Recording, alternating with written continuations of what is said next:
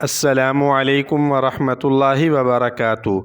محترم ناظرین، جب بھی رمضان المبارک کا مہینہ آتا ہے تو غیر مسلموں اور مستشرقین کی جانب سے یہ اعتراض کیا جاتا ہے کہ نعوذ باللہ، اللہ کو کیا ملتا ہے انسانوں کو بھوکا رکھ کر، اور اسلام کیسا مذہب ہے جو اپنے پیروکاروں کو بھوک کی تکلیف سے دوچار کرتا ہے۔ تو ناظرین، آج کی ویڈیو میں ہم اس اعتراض کا جواب دے رہے ہیں اور روزے کی مختلف حکمتیں ذکر کر رہے ہیں۔ تو سب سے پہلی بات یہ ہے کہ اسلام نام ہے فرما برداری کا۔ تو جب اللہ تعالیٰ نے روزے کا حکم دیا تو اہل ایمان کو کسی بھی وجہ اور حکمت جانے بغیر اپنے مالک و مولا کے حکم کے سامنے سر تسلیم خم کر دینا چاہیے۔ لیکن فطری طور پر انسان ہر حکم کی وجہ جاننا چاہتا ہے، تو روزے کی پہلی حکمت تو یہ ہے کہ اللہ تعالیٰ اپنے بندوں کو بے انتہا نوازنا چاہتے ہیں، کیونکہ ہر عبادت میں ریا کا امکان ہے۔ صرف روزہ ہی ایک ایسی عبادت ہے جس میں ریاکاری کا کوئی مسئلہ نہیں۔ یہ باطنی عبادت ہے اور اس کا تعلق ایک طرف اللہ تعالیٰ کے ساتھ ہے اور دوسری طرف بندہ کے ساتھ۔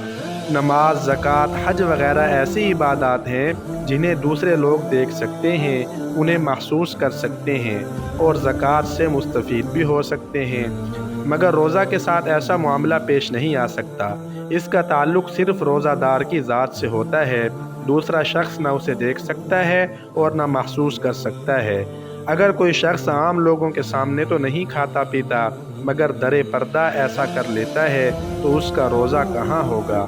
وہ لا کے اعلان کرتا پھرے کہ میں روزہ دار ہوں، مگر اس کی حقیقت کو وہ خود جانتا ہے یا رب العزت جانتا ہے کہ وہ روزے دار ہے یا نہیں۔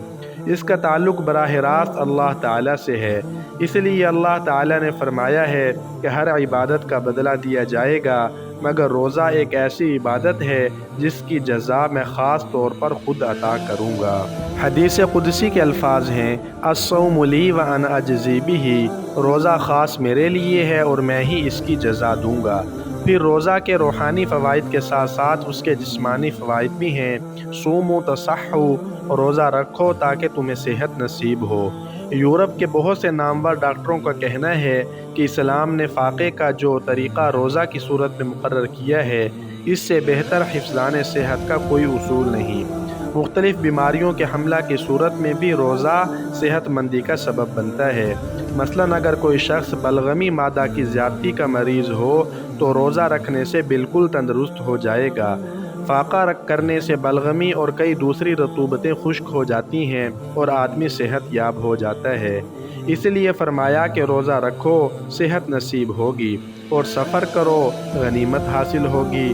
بسا اوقات اقامت میں آدمی کامیاب نہیں ہوتا، مگر سفر کرنے سے اللہ تعالیٰ ایسے وسائل پیدا کر دیتا ہے جو اس کی کامیابی کا سبب بن جاتے ہیں اور انسان تنگی سے نکل کر فراخی میں داخل ہو جاتا ہے۔ پھر روزے کا ایک اہم فائدہ یہ بھی ہے کہ یہ قانون کی پابندی سکھاتا ہے۔ روزہ کے ذریعے انسان ایک مقررہ وقت کے لیے حلال کھانے پینے سے بھی رک جاتا ہے۔ مقصد اس کا یہ ہے کہ انسان قانون کا پابند ہو جائے۔ جب وہ قانون کی پابندی کے ذریعے حلال چیزوں سے رک سکتا ہے تو وہ حرام چیزوں سے بھی رک جائے گا۔ کھانے پینے اور نفسانی خواہش کی تکمیل سے انسان کا نفس مزید پھلتا پھولتا ہے۔ اسے کمزور کرنے کے لیے اسلام نے روزے کا قانون نافذ کیا تاکہ نفس انسانی کو فاقہ کے ذریعے کمزور کیا جا سکے۔ پھر روزے کے ذریعے جب نفس کو مرغوبات سے روکنے کی عادت پڑ جائے گی تو پھر اسے شرعاً حرام چیزوں سے روکنا آسان ہو جائے گا۔ یہ بہت بڑی حکمت ہے کہ اس سے سرکش نفس کی اصلاح ہوتی ہے اور شریعت کے احکام پر پابندی ہونے لگتی ہے۔ اس طرح کی بے شمار حکمتیں ہیں جن کی وجہ سے روزے کی مشروعیت ہوئی۔